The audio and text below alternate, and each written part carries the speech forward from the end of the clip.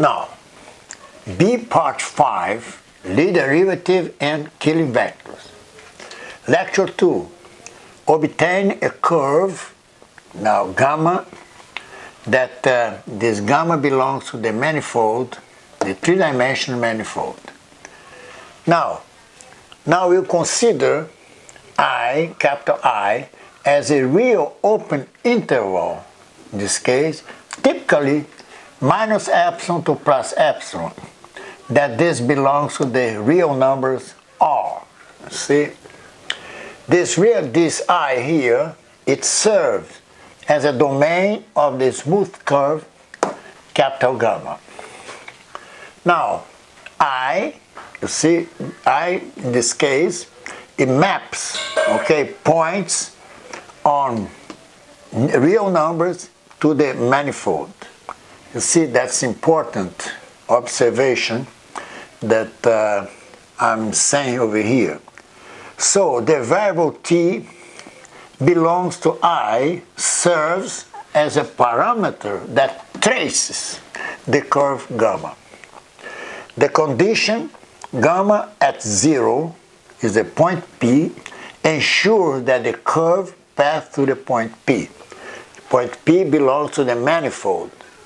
But attention now, the coordinates at P, they are constructed outside the manifold, because points on the manifold are labeled, you see, like the address on the street. You see, you have numbers on the street.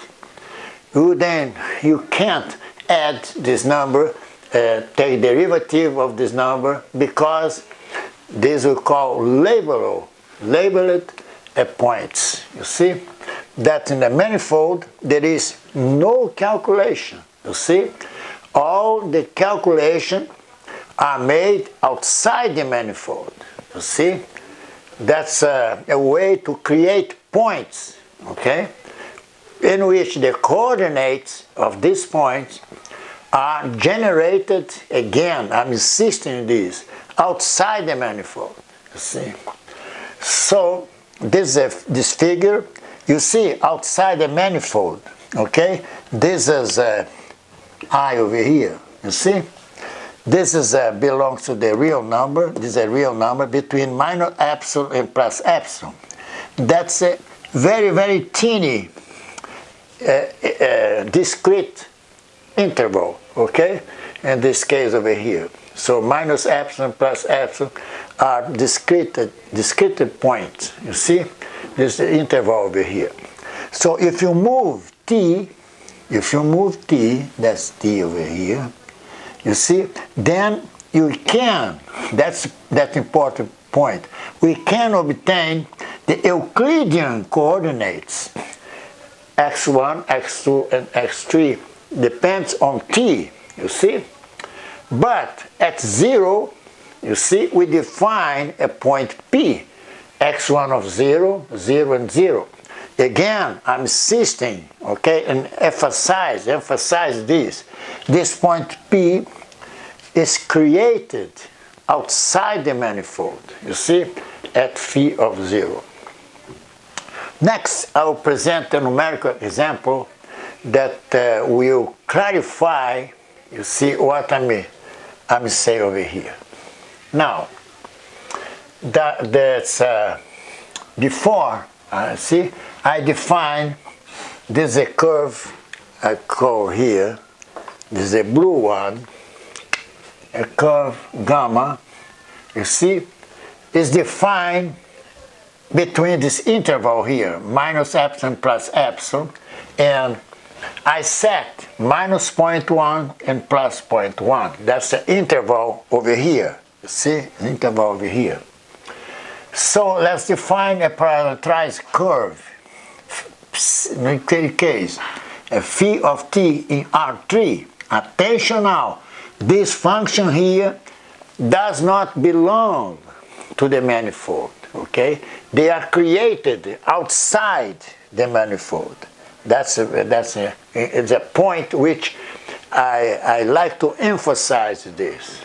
So this is this function here, you see, sine of pi t, t squared, and the exponent et, exponential curve, et. Third, determine the point P. Attention now, the point P. You see the calculation, you see, are done outside the manifold. You see this outside the manifold. So this P of 0 is sine of 0, 0 squared equals 0. So this is a point 0, 0, 1 belongs to the manifold. You see, P belongs to the manifold, but its coordinates, okay, are Cartesian coordinates. You see, 0, 0, 1.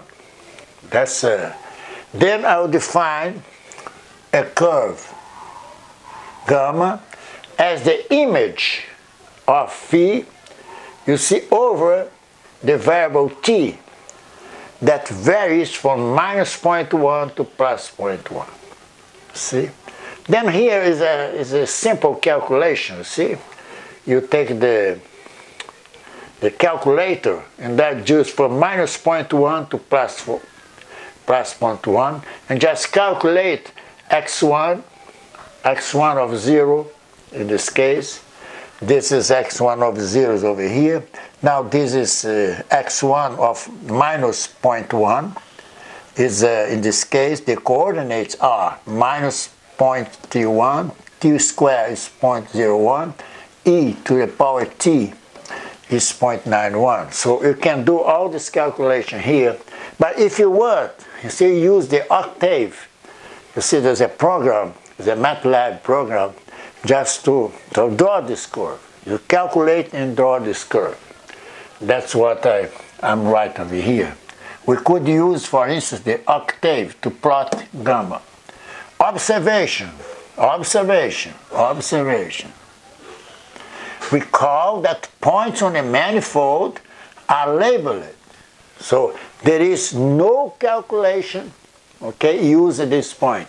No derivative, no normal vector, you see, no dot product, there is no cross product, there is no calculation using in labeled points, you see.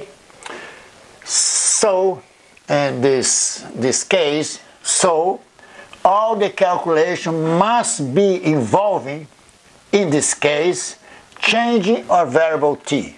You see, the calculation are done, just change the variable t, which affects the Euclidean, the Cartesian coordinate x1, x2, and x3 that belongs to R3, you see. So this here, note that we can construct as many curves as you want. By analogy, what we're doing here, we can construct many curves as I show over here. Not one gamma, but gamma 1, gamma 2, gamma 3, all of them pass through the point P. We can do this. See? So this example helps you to understand what I'm emphasizing over here. You see?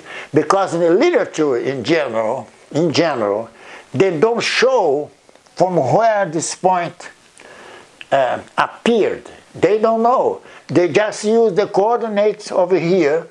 You see, x1, x2, and x3 belongs to the manifold, but you can do calculation. So that's why I'm insisting in show that this coordinates over here, they come from this variable t. Obviously, if I want another curve, okay, I'll define another dependent variable. Instead of t, I call lambda, you see?